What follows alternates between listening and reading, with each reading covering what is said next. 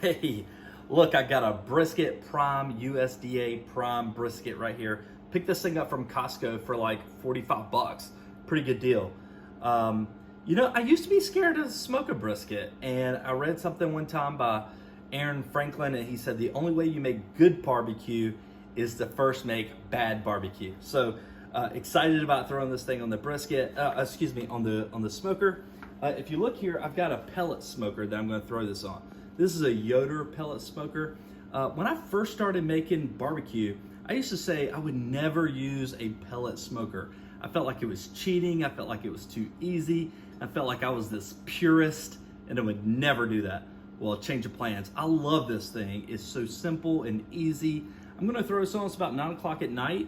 We're gonna go to bed tonight and wake up in the morning to the sweet smell of brisket. Excited about having this thing for lunch tomorrow. If you would, watch me throw this on the smoker. I'm gonna show you that I'm gonna put this point in, kind of a thicker end, closest to the fire, and I'm gonna talk about that a little bit. So just come in. If you notice, on this particular smoker, the fire is far left, right? And then the fire rolls down here and then up. So that's why I've got the kind of the point meat, the thicker piece of the meat kind of at this end, which is going to be a little better for it to for the smoke or the heat to hit that first. I've also got it elevated as high as I can get it. The reason for that is you want the smoke to really cook the meat, not the radiant temperature of the fire or this diffuser down here to cook it. So you want it as high as possible. Throw this thing on. We're going to take a look at it in about, 10 hours. So check us out in the morning. We'll have this thing ready to go. Hey, we trimmed up the brisket earlier that we threw on the smoker, but then this is kind of some of the trimmings that I took off. Obviously, I did chop off some of the fat that I didn't feel like would render, sort of like the deckle meat and that type of thing. But looks pretty good. I feel like this is like 85-15 or maybe even 90-10. But I'm gonna throw this in my meat grinder, and then we're gonna make this just regular like hamburger meat or ground beef. We'll use this for spaghetti, we'll use this for tacos, we'll use this for just about anything, just ground beef, and it's the trimmings of the brisket that we normally would have thrown away. I'm gonna throw a little bit of it in the meat grinder just so you can kind of see it come out. It's gonna probably be a little bit loud, maybe a little unpleasant, so we won't keep you watching it too long, but just to kind of see how it works. By the way, I picked up this right here from Academy Sports for like 100 bucks.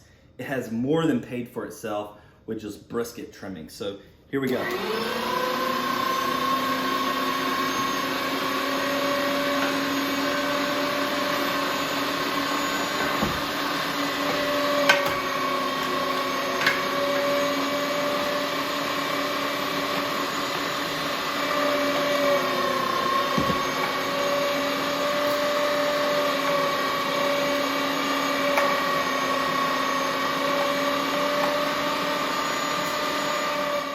All right, we have put the brisket on the smoker for about 8-9 hours, and we are now going to kind of wrap it a little bit and then throw it back on the smoker. So the way I've wrapped it today is I have made what they call a boat.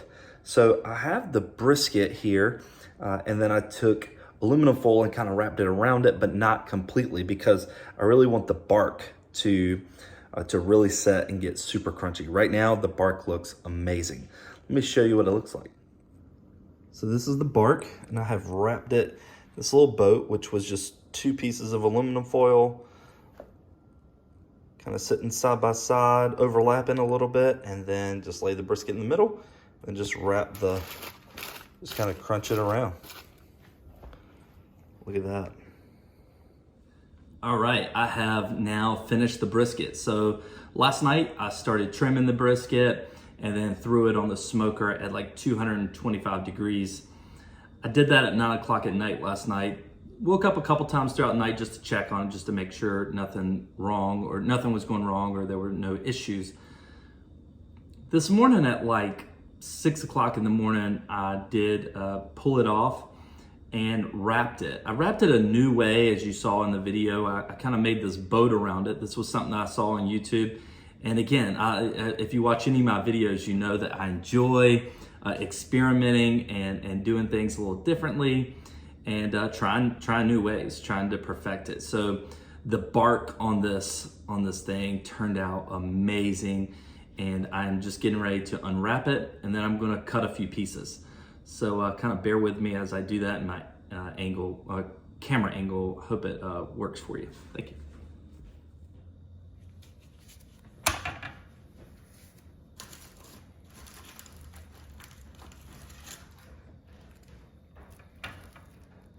Here's the brisket. So you can kind of see, this is the point side, the fatter side, and this is the leaner side. So we're gonna kind of cut it two different ways. You always want to go against the grain. Looks like, to me, it's like the middle is somewhere around here. Cut a little piece here.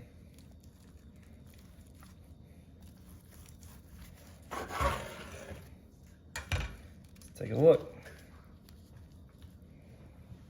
Oh.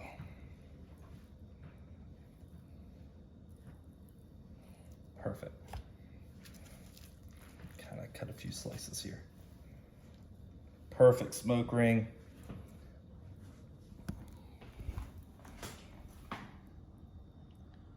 It's perfect looking smoke ring.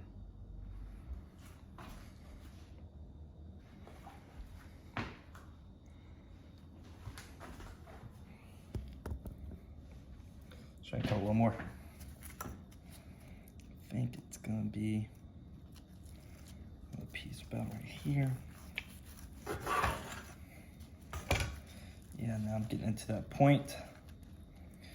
Let's try and show you some of that. Just super moist. I will not squeeze that, but that looks amazing. If you could see it in real life, you would see just how beautiful that looks. A piece of burnt ends here.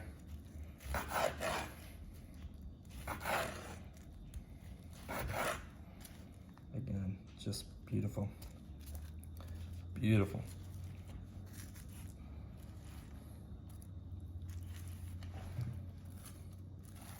I do like to make my point pieces a little bigger, a little thicker.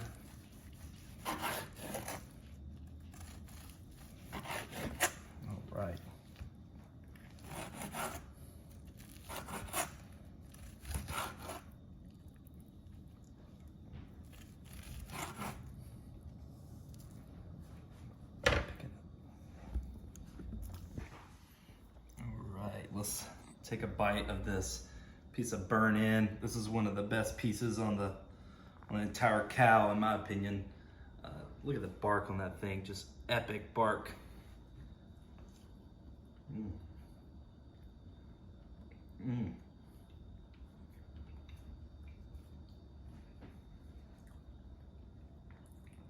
That is really good. I love just looking at the smoke ring. Looks like it should pull right apart. Perfect. We're gonna enjoy this brisket. I hope you enjoyed the video. If you have any questions about barbecue, brisket, any type of barbecue, I'd love to hear. Send me a message and we'll chat. Thank you.